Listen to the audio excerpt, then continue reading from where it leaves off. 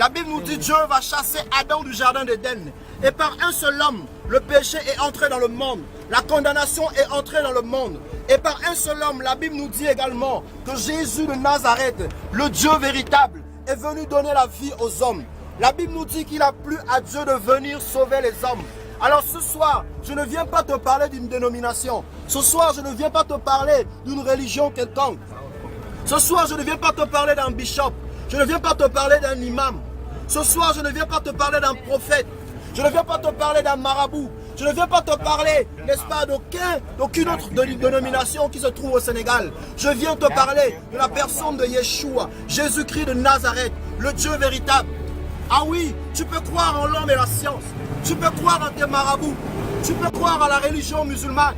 Tu peux croire à la religion catholique. Tu peux croire à la religion éveillée. Tu peux croire au bouddhisme. Tu peux croire au pentecôtisme. Tu peux croire aux adventistes du 7e jour. Tu peux croire, n'est-ce pas, au catholicisme. Mais si tu n'as pas Jésus de Nazareth dans ta vie, mon ami, mon frère, tu meurs ce soir. C'est l'enfer. Mais je ne suis pas venu vous prêcher la condamnation. Je ne suis pas venu vous prêcher la condamnation. La Bible nous dit que Dieu est venu Jésus est venu sur la terre. Il est venu dans le monde, non pas pour condamner le monde, non pas pour condamner les hommes, mais pour que les hommes soient sauvés par lui. Et c'est ce Jésus que je viens te présenter. C'est lui qui peut te délivrer du péché.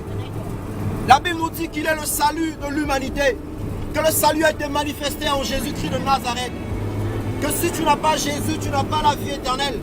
Tu ne peux pas prétendre avoir Dieu, mais tu n'as pas le Fils. Tu ne peux pas prétendre avoir Jésus, mais tu ne peux pas prétendre avoir Dieu, mais tu n'as pas Jésus de Nazareth. Parce que c'est lui le Dieu véritable. Et c'est lui qui peut te sauver.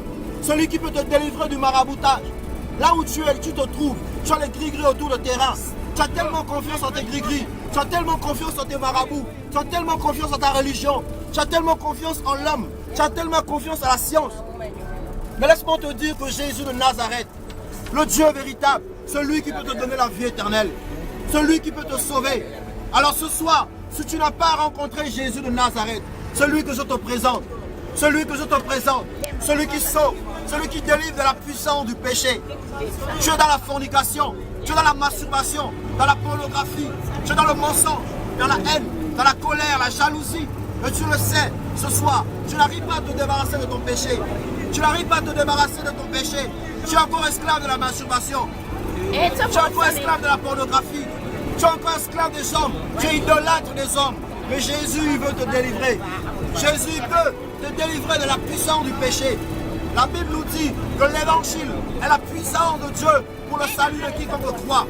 Alors ce soir, si tu crois que Jésus peut te délivrer, si tu crois que Dieu peut te délivrer, rencontre ce Jésus de Nazareth. La Bible nous dit qu'il a été donné un seul nom par lequel les hommes doivent être sauvés, si ce n'est le nom de Yeshua, Jésus de Nazareth. Aucun autre nom dans le ciel, sur la terre et sous la terre par lequel les hommes puissent être sauvés, si ce n'est le nom de Jésus. Alors je répète ce que je disais au départ, je ne force personne à croire ce que je suis en train de dire. Je viens vous parler de Yeshua, Jésus de Nazareth, le Dieu qui peut vous sauver. Alors ce soir, tu es libre d'accepter la vie ou pas.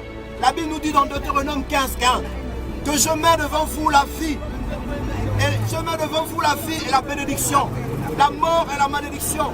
Mais Dieu dit choisis la vie afin que tu vives. Choisis la vie, mon ami. La vie, ce n'est pas la religion. La vie, ce n'est pas la religion. La religion trompe les hommes.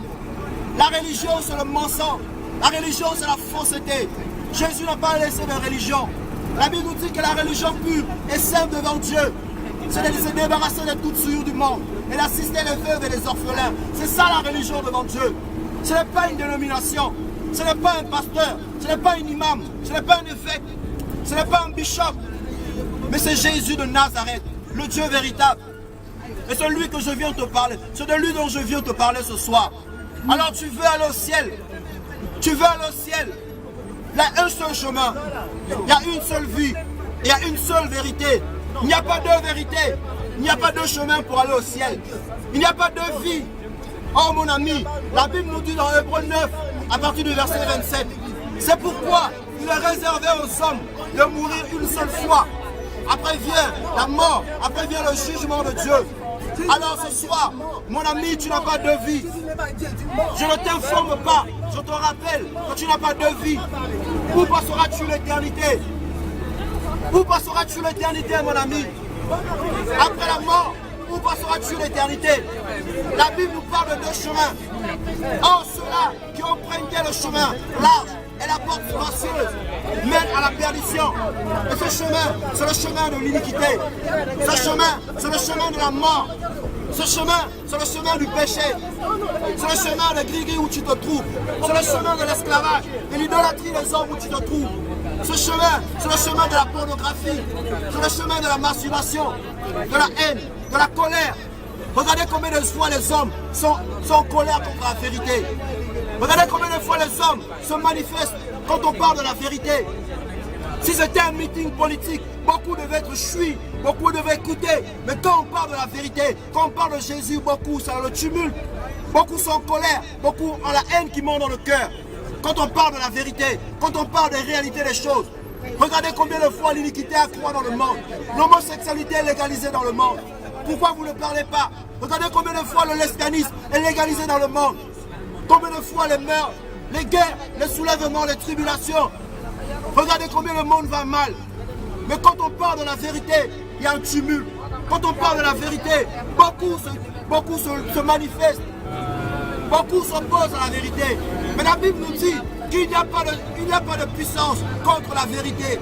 Il y a de puissance que pour la vérité. Alors ce soir, laisse-moi te dire que Jésus de Nazareth, peu importe ta religion, peu importe ta dénomination, peu importe ton rang social, peu importe ton sexe, peu importe ta nationalité, Jésus est le Dieu de nations.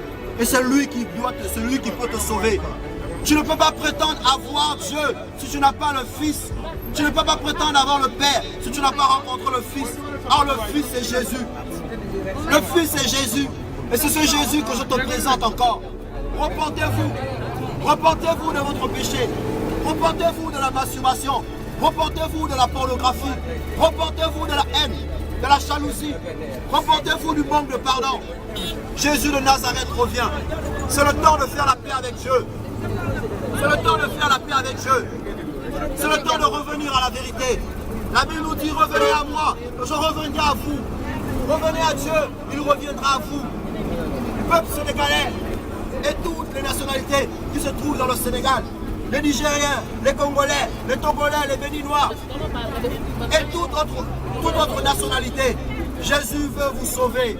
C'est le temps de faire la paix avec Dieu. C'est le temps de faire la paix avec Dieu. Je ne te parle pas d'une religion, je ne te parle pas d'une dénomination. Je te parle de Jésus de Nazareth, le salut de Dieu, la vie éternelle, l'agneau de Dieu qui est venu porter ton péché. Jésus de Nazareth, celui qui est venu porter ton péché, celui qui est venu porter ton péché. C'est le temps de revenir à Dieu. Repentez-vous, repentez-vous, Jésus revient. Repentez-vous, Jésus revient. C'est le temps de se repentir. C'est le temps de faire la paix avec Dieu. Combien de fois Dieu t'interpelle à te repentir? Combien de fois Dieu t'interpelle à te repentir? Tu as écouté l'évangile à plusieurs reprises. Aujourd'hui encore, Dieu te fait grâce d'écouter l'évangile parce que ton salut en dépend. Où passeras-tu l'éternité, homme frère? Homme frère, ma mère, mon père, où passeras-tu l'éternité? Tu n'es pas immortel. Tu n'es pas immortel. La Bible nous dit qu'il est réservé aux hommes de mourir une seule fois. Après vient le jugement de Dieu. Tu es jeune, mais rien n'empêche que tu puisses mourir. Tu es trop vieux pour mourir. Regardez dans l'Union combien de jeunes moins âgés que nous meurent. Est-ce que vous êtes meilleurs que ces personnes? Non, pas du tout. Mais Dieu te fait grâce encore une fois de vivre. Tu as atteint 50 ans, tu as atteint 13 ans, tu as atteint 25 ans, tu as atteint 40 ans. Parce que Dieu a permis qu'aujourd'hui tu écoutes l'évangile. Ce soir, tu te levais de ta maison, tu es sorti de ta maison, tu ne savais pas ce que tu devais rencontrer aujourd'hui. Alors laisse-moi te dire que Dieu voulait parler à ton cœur. Laisse-moi te dire que Dieu voulait s'adresser à toi pour un objectif bien spécifique, pour un objectif bien précis, celui du salut. Le salut de Dieu, c'est Jésus de Nazareth. Tu peux tout avoir dans ce monde. Tu peux avoir de l'argent, tu peux être belle comme quoi, mais avec ta beauté, tu ne peux pas séduire la mort. Oh oui, mon ami, tu ne peux pas séduire la mort. La mort, personne ne résiste à cette dame. Personne ne résiste à cette table. Tu peux avoir des milliards, tu peux être le plus puissant du monde, homme politique, tu peux être le plus puissant homme religieux qui puisse exister sur cette terre. Mais quand la mort décide de te prendre, oh mon ami, ta beauté n'a plus de sens. Ta beauté n'a plus de sens. Tu seras dans 4 pièces. Tu seras dans un cercueil. Ton corps va pourrir. Ton corps que tu joues, n'est-ce pas, les blagues.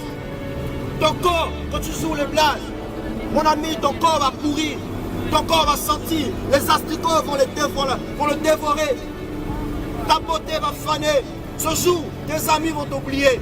Mais après ce jour, tu dois rencontrer Jésus de Nazareth, le roi des nations.